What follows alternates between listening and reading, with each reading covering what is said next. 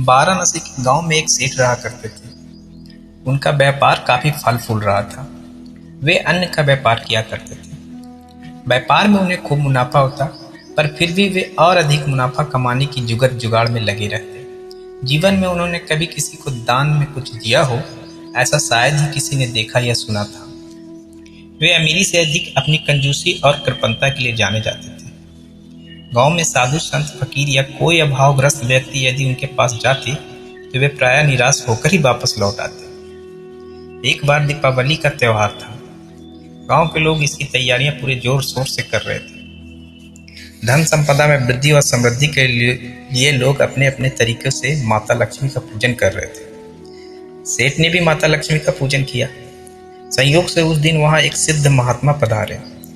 महात्मा जी के आगमन की खबर पूरे गांव में ही नहीं, वरन आसपास के गांव में भी फैल गई। गांव के धन लोगों ने उनके सत्संग की व्यवस्था की। हजारों लोग सत्संग हेतु वहां एकत्रित हुए। सेठ जी भी भीड़ देखकर वहां आ पहुंचे। हालांकि ऐसे प्रसंगों में सेठ जी को वैसे तो कोई दिलचस्पी नहीं थी, पर उन्होंने सुना था कि महात्मा जी के आशीर्वाद से व्यक्ति अधिक संपन्न बन सकता है। इसलिए उनके मन में यह विचार आया कि क्यों न अधिक मुनाफा कमाने का कोई मंत्र या आशीर्वाद महात्मा जी से ले। यही सोचकर वे कुछ समय के लिए वहां सत्संग में बैठ गए। जब वे सत्संग में बैठे तो महात्मा जी लोगों को मानव जीवन की गरिमा समझाते हुए कह रहे थे कि 84 लाख योनियों में मनुष्य को ही सर्वश्रेष्ठ माना गया है, क्योंकि शुभ कर्म के द्वारा ही वह सुखी जीवन जी सकता है और गुरु व भगवान की पूजा उपासना के द्वारा वह इसी जीवन में सत्यगति को प्राप्त कर सकता है। महात्मा जी फिर आगे बोले, मनुष्य जीवन में ही व्यक्ति आत्म कल्याण, लोक कल्याण तथा भगवत प्राप्ति के लिए प्रयास पुरुषार्थ कर सकता है, क्योंकि अन्य योनियों में ऐसे कर्म कर पाना संभव नहीं है। पर यह दुर्भाग्य ही है कि मनुष्य जीवन पाकर भी अनेक व्यक्ति भगवत प्राप्ति के बजाय अपना सारा समय धन संपदा और भोग पदार्थों को अर्जित करने में ही बिता देते हैं। जब व्यक्ति इस संसार से जाता है तो उसे खाली हाथ ही जाना पड़ता है।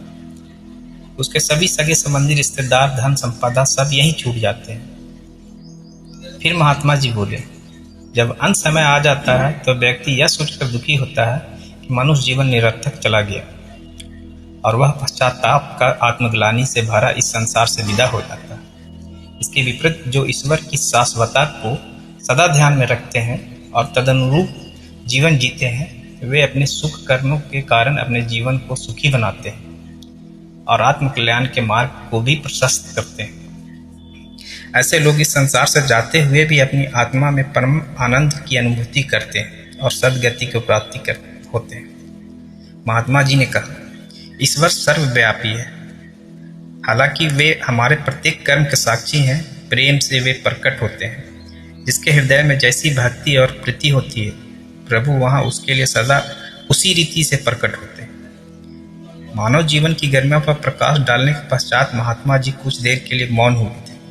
तभी सेठ जी बोल पड़े, महात्मा जी, आपने मानव जीवन के ऊपर तो बड़ा ही सुंदर प्रकाश डाला है, पर आज माता लक्ष्मी का पूजा का दिन है। यदि आप उन्हें प्रसन्न करने का कोई उपाय बता सके तो आपकी बड़ी कृपा होगी। यह सुनकर महात्मा जी सेठ के मनोभाव समझ गए। वह मुस्कुराते हुए बोले, शास्त्रों में लक्ष्मी पूजा के अनेक विधि विधान बताए गए हैं, पर मैं आपको माता लक्ष्मी का प्रसन्न करने का एक सरल उपाय बताता हूँ। आप सभी जानते हैं कि लक्ष्मी जी समुद्र मंथन से निकली थी। यहाँ समुद्र मंथन पराक्रम, पुरुषार्थ का ही प्रतीक है। जो पराक्रम करता है, पुरुषार्थ करता है, उसके जीवन में लक्ष्मी जी अवश्य प्रकट होती है। माँ लक्ष्मी सदा भगवान विष्णु के साथ रहती है। वे भगवान विष्णु की पत्नी के रूप में जानी जाती है। पर क्या कभी आपने विचार किया है कि जहाँ भगवान विष्णु है वहीं लक्ष्मी जी है? ऐसा क्यों है? कारण स्पष्ट करते हुए स्वामी जी बोलने लगे, ऐसा इसलिए है क्योंकि भगवान विष्णु इस जगह के पालन करता है। उनमें जगत के पालन पोषण व कल्याण की भावना एवं प्रवृत्ति है। इसलिए उनके साथ लक्ष्मी जी अर्थात समृद्धि है। जिस व्यक्ति में परिवार, समाज, राष्ट्र, विश्व व संपूर्ण मानवता के कल्याण की भावना है, जिसमें स्वयं के साथ साथ औरों का पालन पोषण करने की प्रवृत्ति है, उसी व्यक्ति के जीवन में समृद्धि आती है, अर्थात माँ लक्ष्मी आती है। यदि व्यक्ति में परहित की प्रवृत्ति है तो ऐसे व्यक्ति के जीवन में समृद्धि आती है, और जहाँ समृद्धि है वहाँ सुख है, वहीं शांति है। पर यह समृद्धि भौतिक ही नहीं, आत्मिक भी है। महात्मा जी अपने आशय को स्पष्ट करते हुए बोले, जो लोग दान परोपकार में, दूसरों की पीड़ा निवारण में अपनी धन संपदा का सुनियोजन करते हैं, उनकी भौतिक व आत्मिक समृद्धि में अभिवृद्धि होती है। पर जो लोग सिर्फ स्वयं व अपने परिवार मात्र के लिए जीते हैं, ऐसे लोगों के जीवन में समृद्धि नहीं टिकती। ऐसे लोग धन संपदा होते हुए भी दरिद्रता की अनुभूति करते हैं, शांति की नहीं। अनंत तो औरों के लिए जीने में। महात्मा जी आगे बोले, माता लक्ष्मी की पूजा में कमल पुष्प अर्पित किए जाने का सांकेतिक संदेश यही है कि जैसे जल में रहकर भी कमल जल से अछूता रहता है, ठीक वैसे ही हम भी संसार में रहते हुए संसार से निर्लिप्त रहे, धन संपदा रहते हुए भी उससे निर्लिप्त रहे, अनासक्त रहे। वैसे ही जैसे जल में कमल कीचड़ में खिलता है, कठिनाइयों में भी व्यक्ति को हिम्मत नहीं हारनी चाहिए, बल्कि उसका बहादुरी पूर्वक सामना करते हुए कमल की तरह खिलते रहना चाहिए, क्योंकि जहाँ पुरुषार्थ व श्रमशीलता है वहीं समृद्धि है। महात्मा जी ने कहा, कराग्रे बसते लक्ष्मी। इसका अर्थ यह है कि हमारे हाथ के अग्रभाग में लक्ष्मी बसती है। हम अपने हाथ में पुरुषार्थ करें तो लक्ष्मी अवश्य आएगी। यदि व्यक्ति में अकर्मण्यता, आलस्य, प्रमाद आदि प्रवृत्तियां हों तो उसके जीवन में समृद्धि आ ही नहीं सकती। दीपावली में माँ लक्ष्मी के साथ श्री गणेश की पूजा का भी विधान है। श्री गणेश विवेक के प्रतीक है। जहाँ विवेक है वहीं समृद्धि है, और जहाँ समृद्धि है वहीं सुख है, और वहीं आनंद है।